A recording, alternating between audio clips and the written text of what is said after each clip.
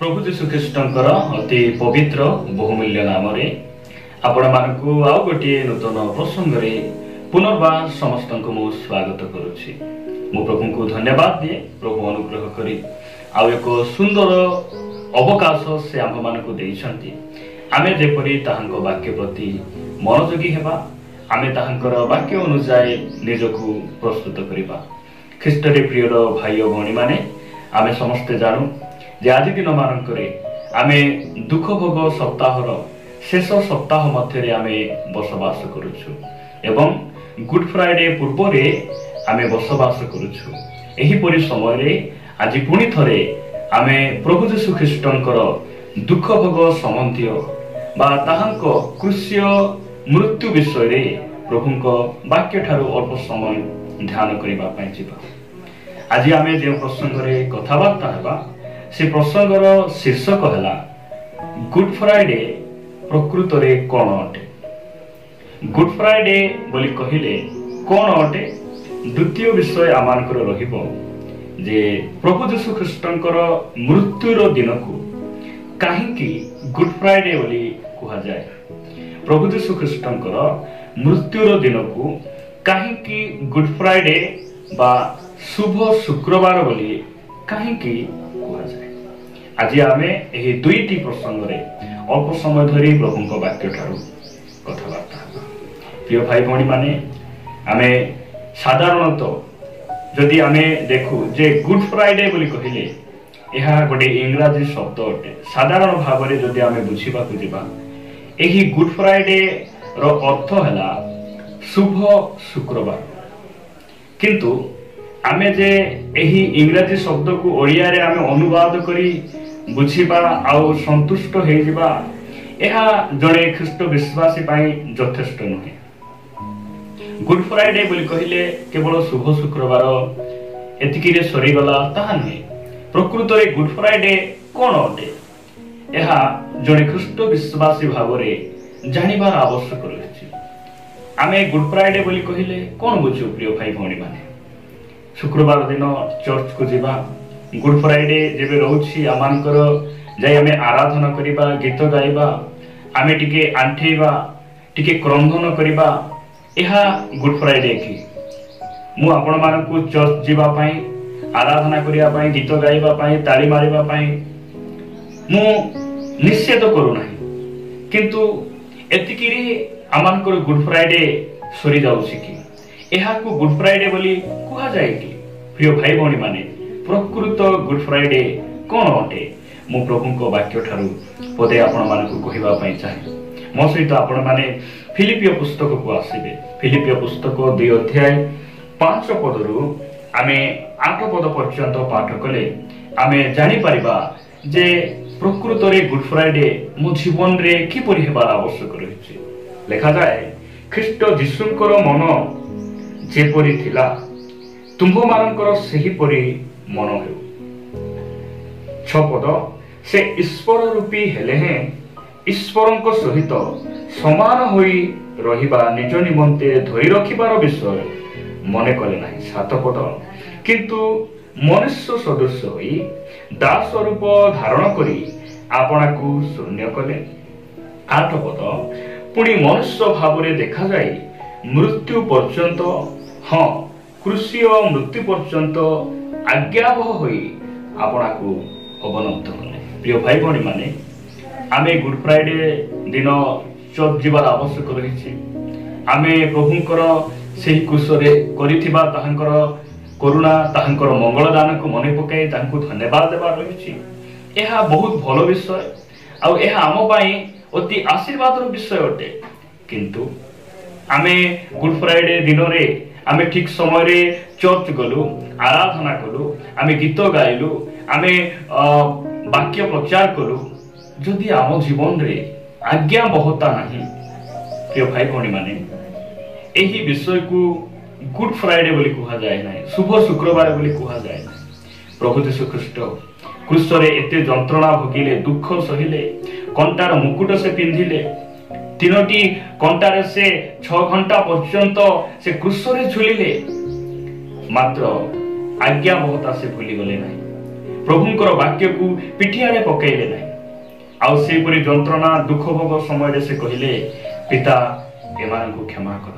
प्रिय भाई भौणी माने प्रकृत गुड फ्राइडे शत्रु मान को क्षमा करिबा, प्रकृत गुड फ्राइडे निजको नम्र करिबा, प्रकृत गुड फ्राइडे यहाँ अटे जे दुनियार सब परिस्थिति रे वाक्य को आमे मानिकिना चलिबा, आज्ञाबह हेबा, ईश्वरंकर वाक्य अनुसार निज जीवन को अतिबाहित करिबा। यह होछि प्रकृत गुड फ्राइडे। एबे आमे कथाबार्ता हेबा जे प्रभु यीशु ख्रीष्टंकर मृत्युर दिन को काहेकि शुभ दिन बोली कहा जाए। गुड फ्राइडे बोली प्रभु यीशु ख्रीष्टंकर मृत्युर दिन को काहेकि कहा जाए। आमे ओडिसा रे भारत देश रे बा अन्य स्थान रे जे कोनसी जगह रे होना काहेकि जो माने मान्यगण्य व्यक्ति माने से माने मृत्युवरण करंती, आमानकर राजा पंडित जो माने कि समाज रे प्रतिष्ठित मंत्री ए प्रकार कोनसी व्यक्ति जदि से माने मृत्युवरण करंती सेमानकर दिन को शकर दिन स्वाद दिवस भाव रे से माने पालन करंती आ से माने से मृत्युर दिन रे क्रंदन करंती, दुखर दिन शोक दिवस भाव रे से माने पालन करंती। मात्र दुनिया रे जे कि एकमात्र व्यक्ति प्रभु यीशु ख्रीष्ट ताहांकर मृत्युर दिन को शुभ दिन बोली कहा जाए, शुभ शुक्रवार बोली कहा जाए। प्रश्न होछि जे प्रभु यीशु ख्रीष्टଙ୍କ मृत्युर दिन को काहेकि शुभ शुक्रवार बोली कहा जाउछि। प्रिय भाई भणी माने आमे वाक्य ठारू अल्प समय कथाबार्ता हेबा। मु आपण मानक निकटरे पांचटी विषय रखिबा पई चाहे जो द्वारा आमे जानि परिबा जे प्रभु यीशु ख्रीष्टଙ୍କର मृत्युर दिन एथि पई शुभ अटे, भल अटे, गुड अटे, यह आमे जानि परिबा। सर्वप्रथम रे आपण मानक निकटरे मु रखिबा पई चाहे कलसीय पुस्तक साधु पाउलଙ୍କ द्वारा लिखित कलसीय पुस्तक 2 अध्याय को आसीबे। 2 अध्याय तार 14 और 15 पद मु आम समस्त निमंते पढ़िबा पई चाहे। एठा ए प्रकार लिखा जाए, पुणी विधि विधान रे आम्भ मानक विरुद्ध रे जो अभियोग पत्र थिला ताहा से लोप करी क्रूस रे टंगाई देई आम्भ मानक पथरु दूर करी देई अछंती। 15 पद समस्त आधिपत्य और कर्तापणर अस्त्र शस्त्र छड़ाई प्रकाश रे सेमानक प्रदर्शन पूर्वक क्रूस रे विजय यात्रा करि अछंती। प्रिय भाई भणी माने प्रभु को धन्यवाद दिए। प्रभुंकर मृत्युर दिन प्रभु यीशु ख्रीष्टଙ୍କ मृत्युर दिन को काहेकि आमे गुड फ्राइडे बोली कहू, शुभ बोली कहू जे विधि विधान रे जे सब अभियोग पत्र थिला आदमଙ୍କ ठारू जे पाप मनुष्य मानक ऊपर अधिकार करुथिला, से जो पापर दंड थिला आमानकर केस फाइल हे किना थिला, पेंडिंग थिला, से सब विषय को से कोन करिसंती क्रूस रे टंगेई देई जे क्रूस रे केवल टंगेइले ताहा नहे आम्भ मानक ठारू से दूर करिथले। हमकु आउ सेही आदम आउ हवा जो पाप कले सेमान को जोगु आमे जो दंड भोगिबार थिला सेही दंड प्रभु यीशु ख्रीष्ट क्रूसर मृत्यु द्वारा से दूर करिदेले, से अभियोग को दूर करिदेले। आ कहिले ए माने मते ग्रहण करिसंती, ए माने मते विश्वास करिसंती, ए माने धार्मिक अटंती, ए माने पवित्र अटंती, एहा से तांकर मृत्यु द्वारा से घोषणा कले। प्रिय भाई भणी माने आ शैतान रो सब अस्त्र शस्त्र को से छड़े क्रूस रे से विजय यात्रा कले। सेति पई तांकर मृत्युर दिन को शुभ बोली कहा जाए, गुड फ्राइडे बोली कहा जाए। द्वितीय विषय मु आपण मानक निकटरे रखिबा पई चाहे मो सहित आपण माने द्वितीय कोरिन्थीय पुस्तक को आसीबे। द्वितीय कोरिन्थीय 5 अध्याय आपण माने देखिबे।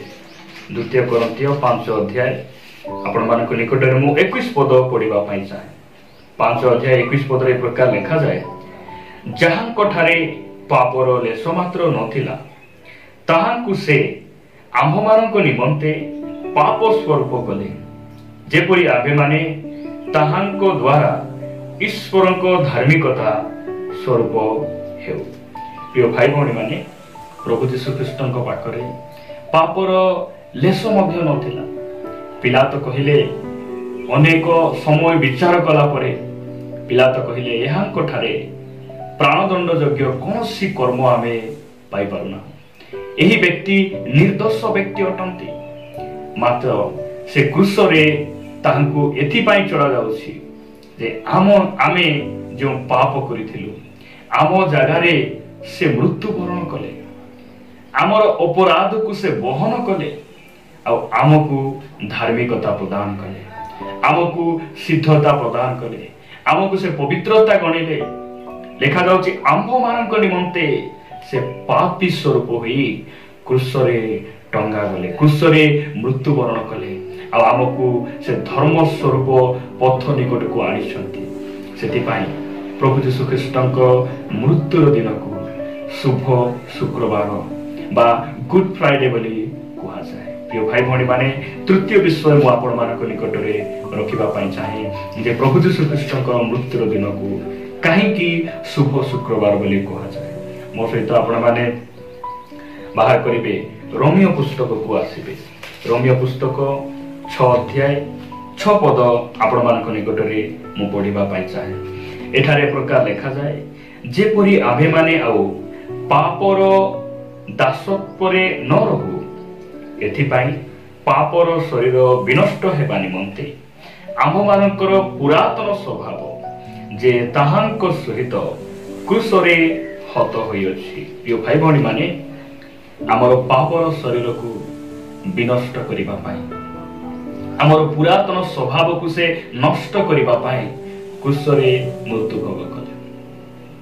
पुरातन स्वभाव बोली कहले आदमंक स्वभाव कौन अटे। आदम को प्रभु जेतेबेले पचारुछंती तुमे काहेकि एई वृक्षर फल खाइलो, आदम कहउछंती मु खाइ नाही, मोर संगिनी तुमे जाहाकु मो सहित रहिबा पाई देइछ से देबारु मु भोजन कली। आमे मध्ये ए प्रकार थिलु, तुमे काहेकि तांकु बाढेलो से बाढेबारु मु बाढेली। तुमे काहेकि मद पील आमे कहउथिलु मु किणी किना पी नाही, मते मो सांग देबारु पी देली। एही प्रकार स्वभाव आव पाखरे थिला। प्रिय भाई भौणी माने आ एही पुरातन स्वभाव को क्रूसरे प्रभु यीशु ख्रीष्ट नष्ट कले आ हमकु गोटे नूतन स्वभाव देले। सेति पाई ताहंकर मृत्युर दिन को शुभ शुक्रवार बा गुड बोली कहा जाए, उत्तम बोली कहा जाए।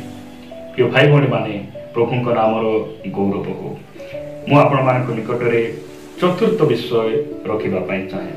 आपण माने मो सहित गलातिया पुस्तक को आसीबे। गलातिया पुस्तक 3 अध्याय, गलातिया पुस्तक 3 अध्याय 13 आ 14 पद मु आम समस्तक निमंते पाठ करिबा पई चाहे। एठारे प्रकार लिखा जाए यीशु ख्रीष्टଙ୍କ हेतु अब्राहमंकर आशीर्वाद जेपरी विजाति मानक प्रति वर्ते पुणी आंभे माने जेपरी विश्वास हेतु प्रतिज्ञात आत्मा प्राप्त हेउ। 14 पद एथिपाई ख्रीष्ट आंभ मानक निमंते अभिशप्त होई व्यवस्थार अभिशापरु आंभ मानक मूल्य देई मुक्त कले। कारण लेखा अछि जे केही खुंटरे टंगा जाए से अभिशप्त। प्रिय भाई भौणी माने आंभ मानक निमंते प्रभु यीशु ख्रीष्ट अभिशप्त हेले। खुंटरे जे टंगा जाए से अभिशप्त। आंभ मानक ऊपर जो अभिशाप थिला पीढ़ी पीढ़ी धरी आंभ मानक पूर्व पुरुष माने करिथिबा सब पापर अभिशाप आम ऊपर थिला। से अभिशाप को से मृत्यु द्वारा खंडन कले। मृत्यु द्वारा से अभिशाप आमको मुक्त कले। प्रिय भाई भौणी माने यदि आपण यीशु को निज जीवन त्राणकर्ता भाव ग्रहण करिसंती, मो पाप निमंते से क्रूसरे मरिसंती, एही कथा जदि आपण हृदय विश्वास करिसंती, मुखरे स्वीकार करिसंती, आपण अभिशाप मुक्त होइसंती। सेति पाई प्रभु यीशु ख्रीष्टक मृत्युर दिन को शुभ बोली कहा जाए, गुड फ्राइडे बोली कहा जाए, उत्तम दिन बोली कहा जाए। मु आपण मानक निकट रे शेष विषय पंचम विषय रखिबा पई चाहे। मो सहित आपण माने माथ्यू लिखित सुसमाचार को आसीबे। माथ्यू लिखित सुसमाचार आमे 27 अध्याय को जीवा। ମାଥ୍ୟୁ ଲିଖିତ ସୁସମାଚାର 27 ଅଧ୍ୟାୟ ଆମେ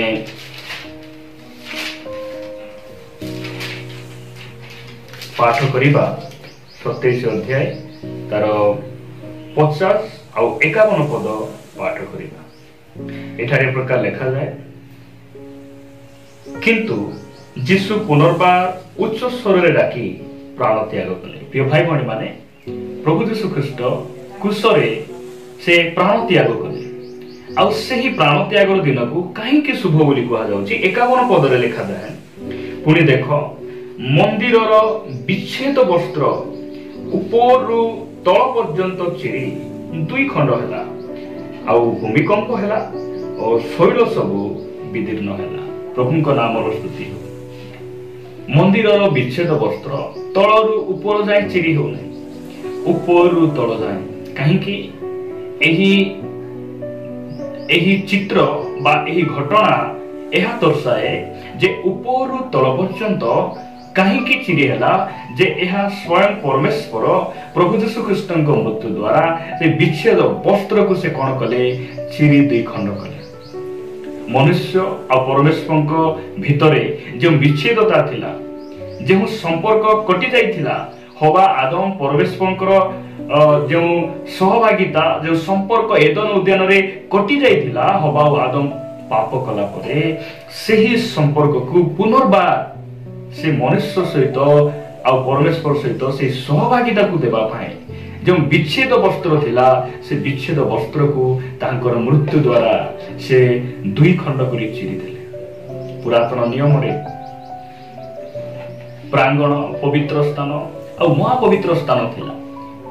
प्रांगण रे पवित्र स्थान रे लोक जाई पारुथिले, मात्र महापवित्र स्थान रे केही मध्य से महापवित्र स्थान रे जाई पारु नथिले, कारण से महापवित्र स्थान को जीवा पाई गोटे विच्छेद वस्त्र रहउथिला।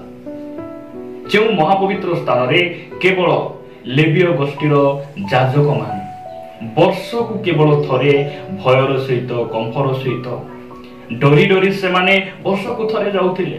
प्रिय भाई बणी माने प्रभु यीशु ख्रीष्ट मृत्यु द्वारा से विच्छेद वस्त्र को से कौन कले 2 भाग कले, जो द्वारा मनुष्य परमेश्वर उपस्थिति को पाई पारिबो, परमेश्वर आत्मा रे पूर्ण हेबो, परमेश्वर सहित सहभागिता करिबो।